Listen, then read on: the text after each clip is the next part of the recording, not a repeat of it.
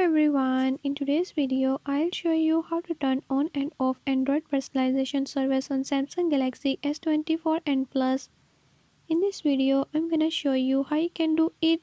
If you don't want to miss what's coming up, hit the subscribe button and ring the notification bell. Watch complete video and learn how you can do it. Let's get started.